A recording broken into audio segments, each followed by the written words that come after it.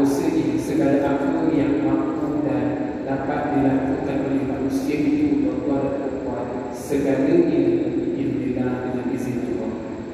Maka kita ambil pengajaran dan ibrah untuk pertama kali pada pelenggan yang pertama ini, karangan kitab ini.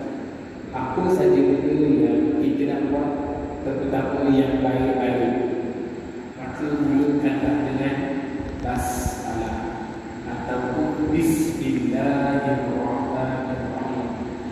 Dan saya rasa dan saya kira tuan-tuan sedih maklum berkenaan dengan nak buat benda ini memang ada khususannya, memang ada adab dan tata susilanya. Contoh, kita baru cerita tadi nak buat baik Bismillahirrahmanirrahim. Bahkan ada anggota yang dikhususkan untuk buat baik yang mendahului daripada anggota yang lain. Maksudnya ialah segala perkara-perkara yang baik dilakukan di samping kita membaca basmalah, maka kita mulakan dengan anggota yang kanan bagi yang ada pasangannya.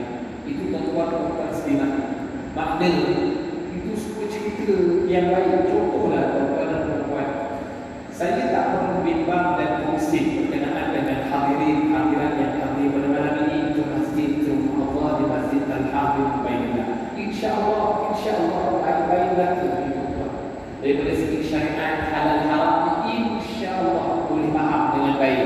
Cuma kadang-kadang dalam bab adab dan akhlak, dalam bab hati, ini masing-masing kena terutama dan termasuk diri saya sendiri. Datang, cuma kadang-kadang kita berakhlak ataupun kita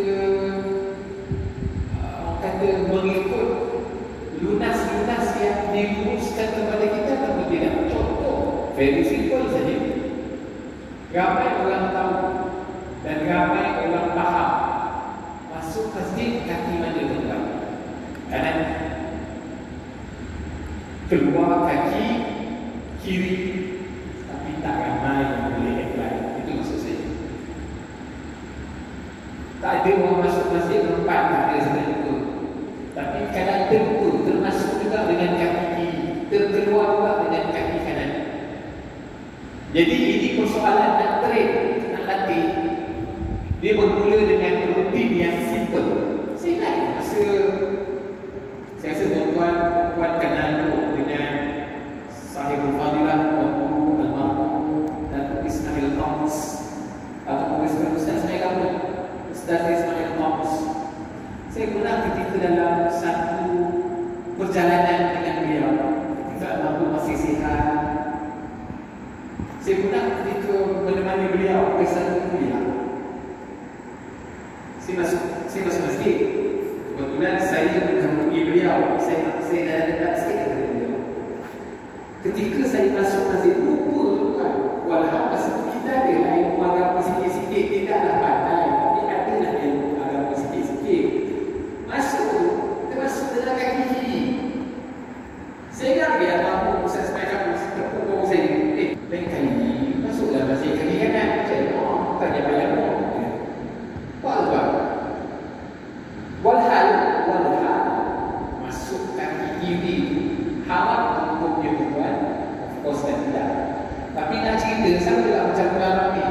Kalau dia tak boleh dengan bismillah, kalau pengarang tak kata bismillahirrahmanirrahim, segala puji bagi Allah, segala bagai selawat dan salam kepada Nabi Muhammad sallallahu alaihi wasallam. Kalau tak boleh gitu pun, kitab juga namanya ni, buku juga namanya ni, tapi dimulai sesuatu yang baik dengan basmalah. So kita pun rutin tuan, rutin lah. Naik untuk bismillahirrahmanirrahim, bismillahirrahmanirrahim, namakan bismillahirrahmanirrahim. Manalah dalam berkat kita tutup bismillahirrahmanirrahim, selamat kita daripada terjangkit namanya. Bahan-bahan kadang benda yang kita dah rutin, tapi kita rasa benda tu kecil, ada impact bagi kita. Saya cerita pengalaman saya tuan. Semalam berlaku pada saya, semalam. Untuk menawarkan perempuan, saya biasa berkuliah ataupun pergi ke mana-mana, saya naik motor. Saya sangat jarang naik kereta. Saya boleh motor saya macam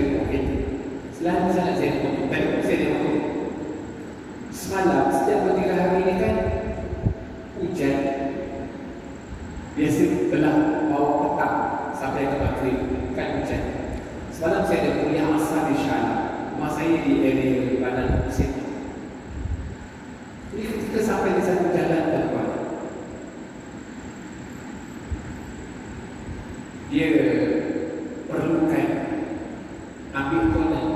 Dan sebenarnya kalau ketika jalan kering, laluan itu sangat sedap bagi saya untuk layan corner. Cukup syok.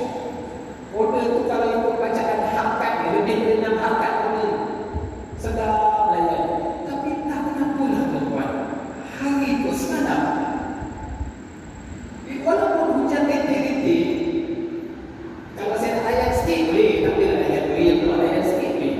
Tapi hari semalam saya berat hati nak layan. Saya rasa aku hari ni kena tegak je lah.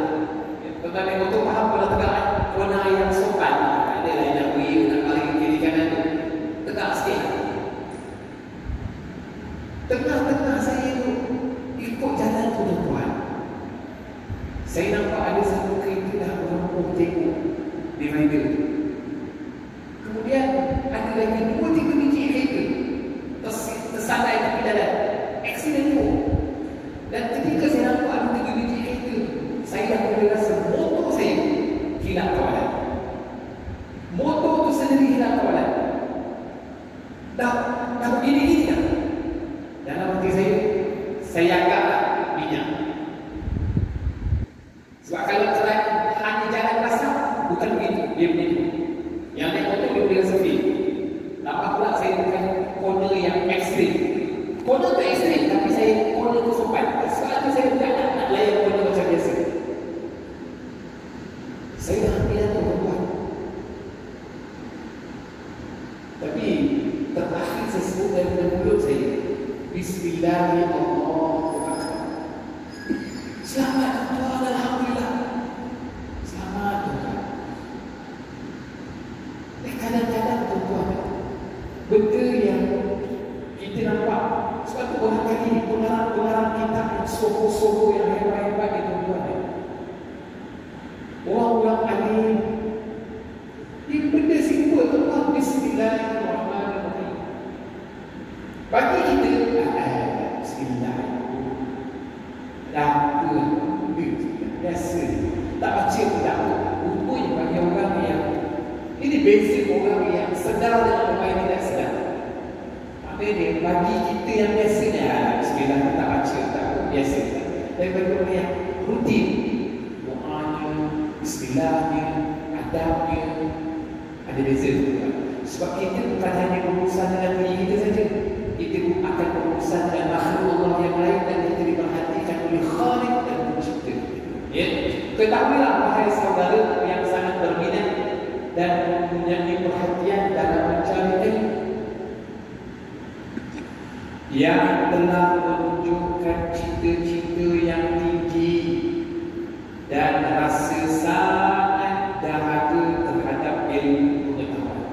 Mudah-mudahan tuan-tuan, ayat dan pelanggan ini ditunjukkan kepada kita, insya-Allah.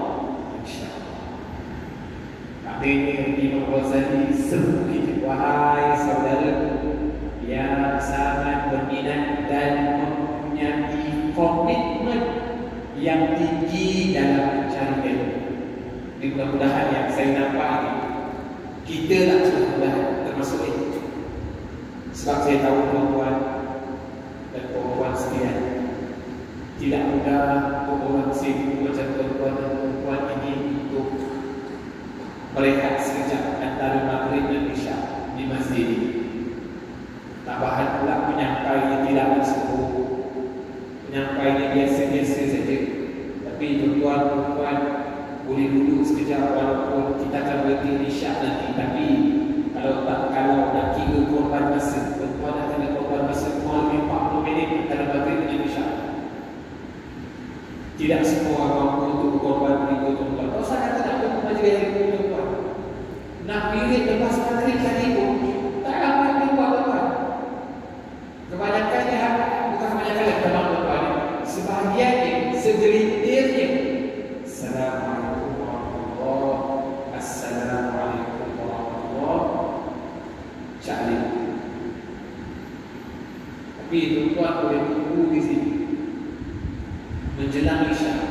Alhamdulillah. Okay. Kemudian apa kata Imam Ghazali? Seandainya engkau berniat dengan mencari ilmu ini untuk berlumba-lumba dan mendapatkan kemegahan dan menjadi terkenal di kalangan kawan-kawan dan untuk menarik perhatian orang ramai terhadap dirimu dan menghimpunkan keadaan ataupun kekayaan dunia, maka sebenarnya engkau telah berusaha menghancurkan agamamu dan membinasakan dirimu sendiri dan menjual akhirat untuk mendapatkan harta dunia. Tuan-tuan, saya minta izin tuan-tuan, dalam kitab ini digunakan perkataan ganti nama engkau, tapi saya minta izin yang tuan-tuan untuk tukar kepada kita. Sebab kalau saya baca engkau, saya rasa macam tuju pada tuan-tuan saja, tak tuju pada saya sama. Jadi saya